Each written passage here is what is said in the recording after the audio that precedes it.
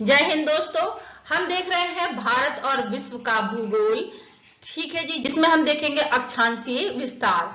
अक्षांशीय विस्तार क्या होता है? अक्षांशीय विस्तार पृथ्वी की भूमध्य रेखा के उत्तर या दक्षिण में किसी स्थान की कोणीय दूरी होती है। ठीक है, तो अक्षांशीय विस्तार क्या होता है? पृथ्वी की जो भूमध्य रेखा है उसके उत्तर या दक्षिण में किसी स्थान की कोणीय दूरी बताता है, जिसे डिग्री में मापा जाता है। ये किसी क्षेत्र की जलवायु, दिन के उजाले, घंटों और तापमान में होने वाले मौसमी बदलावों को प्रभावित करता है।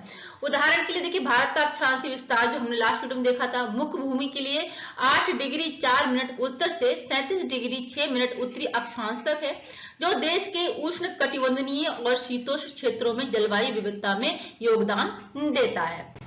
ठीक है, तो देखिए भूमध्य रेखा क्या है? भूमध्य रेखा देखिए, ये पृथ्वी को दो बराबर भागों में बांटती है। रेड कलर की आपको लाइन दिख रही होगी, इसको भूमध्य रेखा बोलते हैं। ठीक है जी, नॉर्थ पोल और साउथ पोल से ये बराबर दूरी पर होती है। ठीक है, तो भूमध्य रेखा पृथ्वी की सतह पर उत्तरी ध्रुव और दक्षिणी ध्रुव से समान दूरी पर स्थित होती है।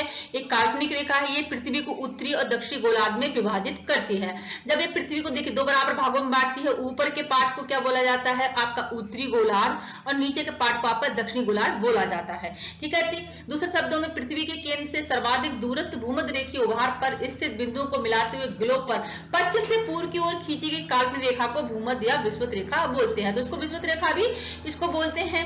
ठीक है जी, तो ये आपकी जो लाइन हो गई इसको क्या बोलेंगे? भूमध्य रेखा बोलेंगे। पृथ्वी को दो बराबर भागों में बांटती है, नॉर्थ पोल और साउथ पोल को। ठीक है, नॉर्थ और साउथ पोल से बराबर दूरी पर होती है।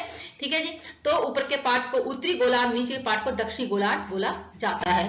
ठीक है, तो देखिए यहाँ पे भूमध्य रेखा आपकी हो गई।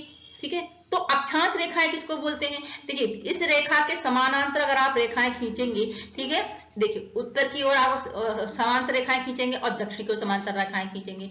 ठीक है, देखिए इस तरह से अगर आप खींचेंगे तो देखिए अक्षांश रेखा एक काल्पनिक वृत्त है जो भूमध्य रेखा के समानांतर पूर्व से पश्चिम दिशा में खींची जाती है, जैसे कि मैंने अभी यहाँ पे लाइन ड्रॉ की।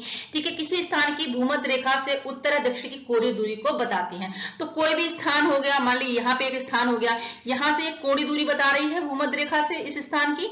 ठीक है, तो अक्षांश रेखा एक काल्पनिक वृत्त है जो भूमध्य रेखा के समानांतर पूर्व से पश्चिम दिशा में खींची जाती है और किसी स्थान की भूमध्य रेखा से उत्तर दक्षिण की कोणीय दूरी को बताती है। यहाँ पे भी कोई दूरी होगी तो वो कोणीय दूरी को बताएगी।